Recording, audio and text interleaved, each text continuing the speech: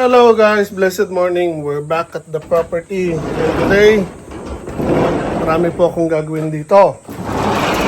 Hindi pa ako tapos doon sa balag ng sitaw or paggapangan ng sitaw, pero yung lupa doon sa labas, yung dating taniman ng palay na pinadaanan ko ng traktora last 2 weeks, I think, ay tinutubuan na naman ng damo. Dahil nga sa panahon ng ulan ngayon or tag-ulan ngayon dito sa Japan. So para maiwasan na maglakihan yung mga damo or magtaasin yung mga damo, dahil hinahanda natin siya kung mahabol natin na makapagtanim tayo ng sibuyas now, this season, by the end of this year. So hindi natin pwedeng hayaan na humaba or magtaasan yung mga damo. So kailangan ko siyang itil or hukayin, baliktarin yung lupa ng ilang beses para totally mamatay yung mga damo doon, pati yung mga ugat nila. So now, dito tayo sa traktora. Lalabas natin to para bungkalin natin yung lupa. Ayan pa rin yung mga nabili kong kahoy, semento. Again, yung kalahati niyan sa baba, binili ko, pero yung ibabaw niyan, mga bigay lang po yan. So, labas muna natin ang traktora.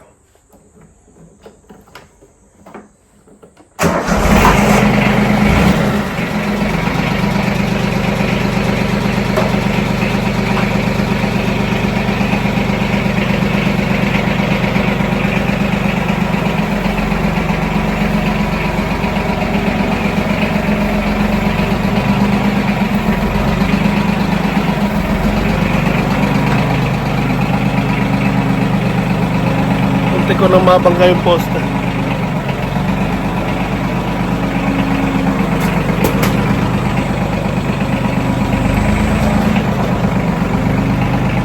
Okay, so below sa kalahati yung gas natin. Kaya lagyan ko muna to ng gas, guys, para dire-diretso yung trabaho natin. Okay guys, so chinecheck lang po natin lahat-lahat dito sa traktora bago natin gamitin, dahil medyo matatagalan tayo sa pagbubungkal doon or pagtitil. So chineck ko yung oil, yung tubig sa radiator, and now yung filter lilinisin ko dahil medyo may alikabok. Then mas maganda yung ayos po siya lahat bago natin gamitin para iwas sa problema, para yung trabaho natin dire-diretso rin. Okay, so now yung filter naman mismo ang lilinisin ko.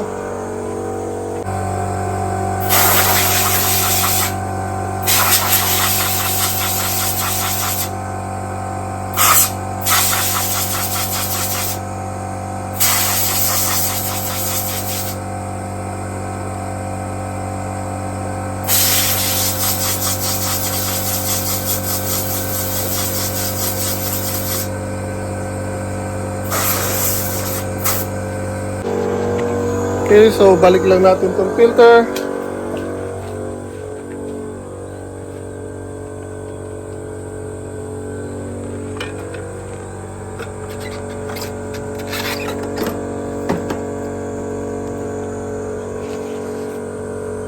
Yan, siguraduhin lang na nakalapat. Yan, lagyan natin yung lock.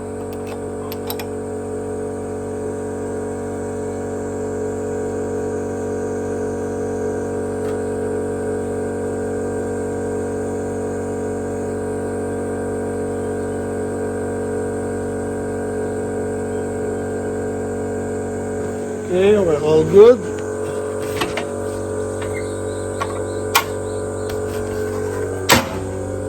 So, sinabi ko kanina, lalagyan ko ng gasolina. Diesel nga pala to actually, guys. So, lalagyan ko na po ng diesel. Puno na po yung tangke niya. So now, punta na tayo dun sa garden na sa labas. Okay, so sampa na ulit tayo. Start. Okay, one click.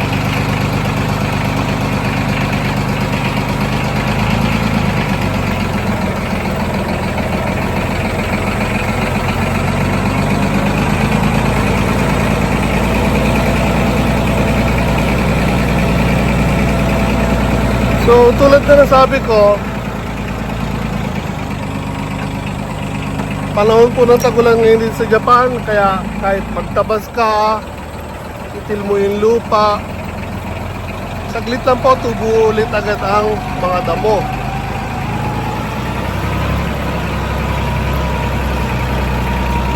So, wala tayong magagawa doon, kaya tsaga lang. Kapag may oras, pag uminit,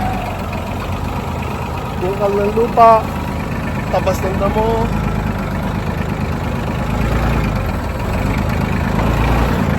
wow! Wait, nabalahura.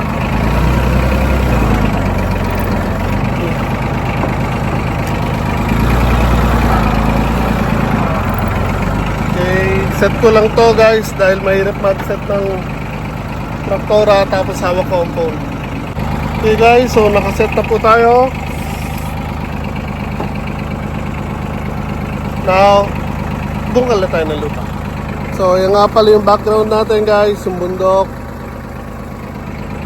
And ito yung lupa sa labas ng bahay. So, hindi ito nakadikit. Nakakuwalay lang ito ng konti. Pero again, ayan o. Nabungkal ko na po yan last 2 weeks. Kaso ulan ng ulan. Kaya makita nyo yung mga green part, mga panibagong tubo na po ulit yun ng mga damo. Tabasan ko na rin ang palibot ng property. Hindi ko na po nakawanan ng video yan. Dahil minsan, pag nagmamadali tayo guys, wala na po akong oras para mag-take ng video. Kaya, minsan makikita nyo yung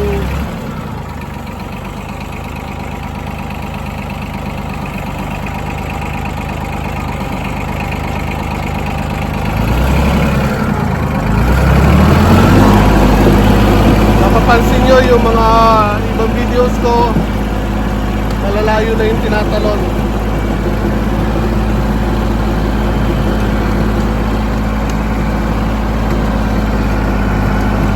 Saglit lang guys, ayusin ko lang yung lalim ng blades ko. Okay guys, so nakuha ko na yung gusto kong lalim ng mga blades.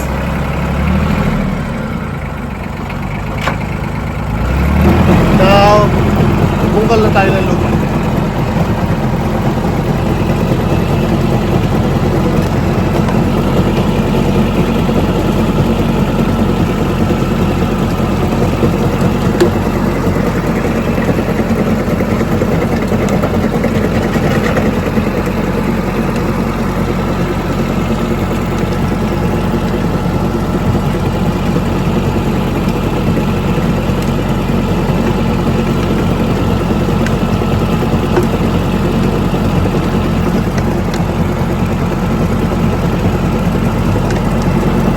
Ang gamit nga pala natin ay Yanmar F155 na traktora. Hindi siya malaki pero hindi rin siya maliit. Ayusan lang po guys.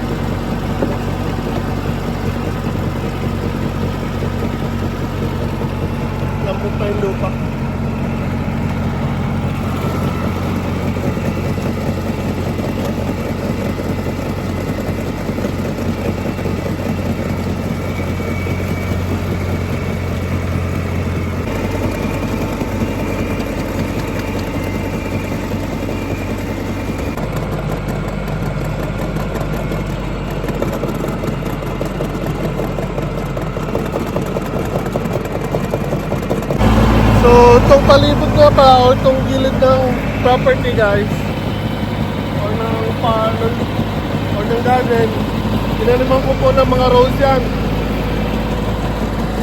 American rose, kulay pink. So, pag naglaki yung mga rose dyan, ganda po tingnan yan dahil sunod-sunod. Halos isa't kalahating metro lang po ang pagitan ng bawat tinusok ko na puno ng rose. So again, ipalibot ng property, papagandahin po natin, lalagyan natin ng mga bulaklak at mga puno na namumunga ng prutas.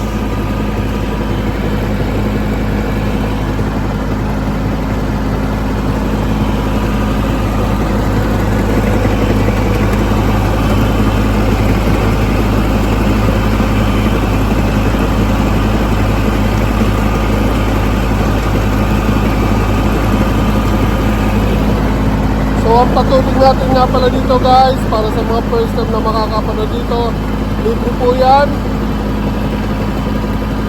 Dumadali po ang tubig dyan sa may kanal dyan. So continuous lang yan guys.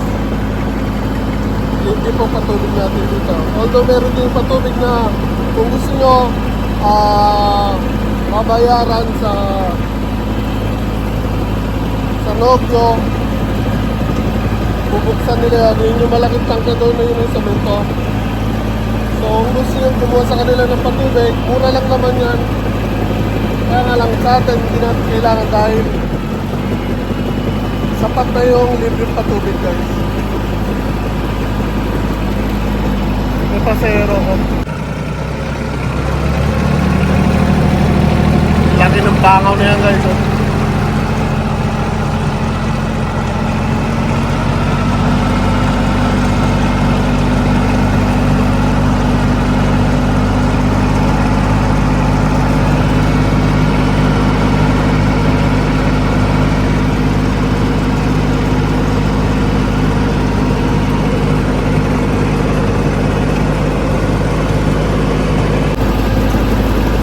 So ngayon guys, ang property natin dito, yung nabili ng kaibigan natin hapon, all in all, 900 square meters.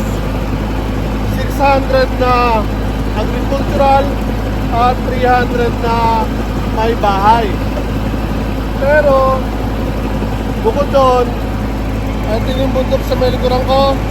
Sa taas po yan, may kasama na 200 square meters na libre, binigay lang po yun. Kasi kung ibebenta itong lupa na to, tapos may iwanan lang yung 200 square meters doon sa taas, malayo po yung bahay ng nagbenta po ng lupa. So kung para balikan pa po yung 200, which is actually hindi rin naman nagagamit doon sa taas, pinamigay na lang para hindi na sila daw mag-aksaya ng oras. So all in all, ang property na to ay 1,100 square meters. Pero ang nabili po dito, ang binayaran ay 900 square meters lang guys.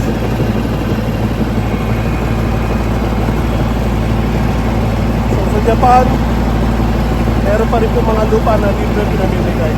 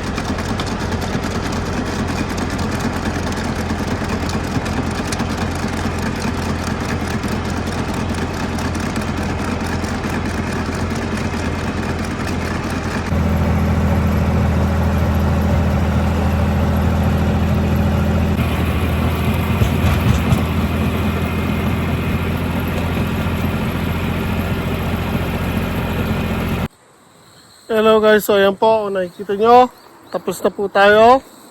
Padaanan natin ng traktora.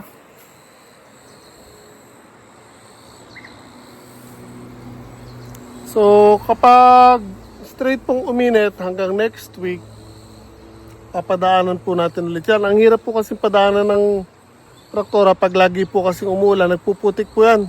Kaya may part na mula sa gitna, papunta po doon.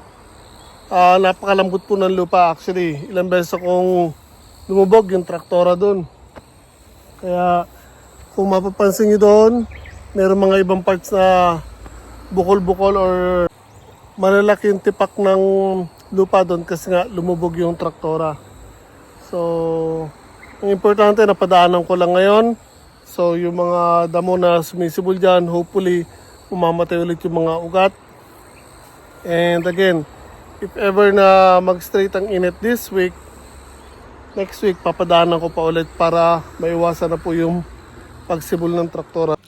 Ano daw? So, we'll try na may maintain na malinis pati itong paligid ng property dahil, again, nahabol ko makapagtanim ngayon ng sibuyas. Hindi pa rin sure kung magagawa ko pero tatry natin.